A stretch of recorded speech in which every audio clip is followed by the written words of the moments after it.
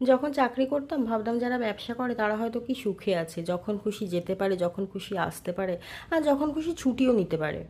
কিন্তু অবাক হতাম, ছুটি কিন্তু তারা আমাদের থেকে সবসময় কম নিত। যখন নিজে ব্যবসা করতে শুরু করলাম তখন বুঝলাম কারণটা কি। যেমন আমার সমস্ত বন্ধুরা এখন ভাবে, আরে তুই তো আছিস বাড়িতে, তোর তো ছুটি, যখন তোর তো নিজের বিজনেস, তুই যখন খুশি ছুটি নিয়ে চলে আয় না। আরে নিজের বিজনেস বলেই তো যখন খুশি ছুটি নিতে পারবো না, যে কোনো ছুটিই তো হবে আনপেড লিভ। কীভাবে তাদেরকে এটা বোঝাই?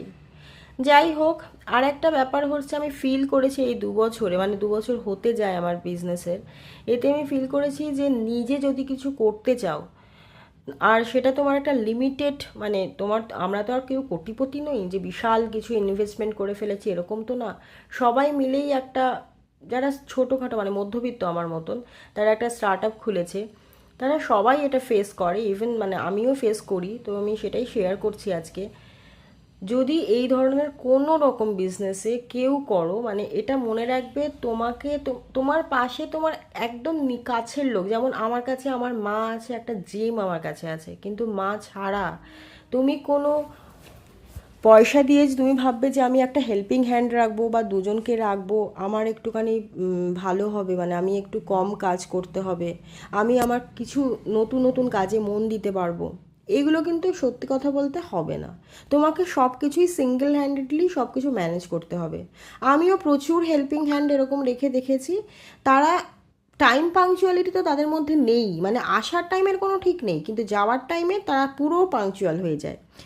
5 মিনিট এদিক ওদিক হবে না, তারা দৌড়ে দৌড়ে পালাবে, কিন্তু আসার সময় আধ ঘন্টা 1 ঘন্টা লেট হোক কী যায় আসে। এই ধরনের তাদের এখন মানে চিন্তা ভাবনা। আগেকার দিনে মানে আমি খাবারের দোকানে যদি হিস্ট্রি খুলে বসি, আগেকার যে ক্যাফে ট্যাফেগুলো ছিল, তারা তো প্রথম থেকেই খুব বিখ্যাত হয়ে যায়নি, কিন্তু তাদের কর্মচারীরা কিন্তু অনেক বছর ধরে সেখানেই কাজ করেছে। কিন্তু আজকালকার দিনে ছেলেমেয়েরা পুরোপুরি অন্যরকম, তারা কিন্তু মানে পাংচুয়ালও নয়, আর রেগুলারিটিও তাদের মধ্যে কোনো নেই, মানে কোনো সিরিয়াসনেস নেই।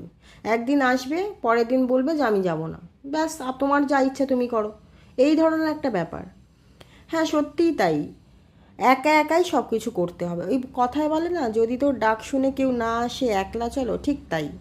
আর সত্যি কথা বলতে, আমি যদিও একলা নই, আমার মা আমার সাথে সর্বক্ষণ আছে, কিন্তু আমার মায়েরও তো বয়স হয়েছে, কত তাকে খাটাবো। এইসব ভেবেই মাঝে মাঝে এত ডিসঅ্যাপয়েন্টেড হয়ে যাই, মনে হয় দূর আর পারছি না, শুধুমাত্র মনের জোরেই চালিয়ে যাচ্ছি, দেখি এভাবে কতদিন চালানো যায়।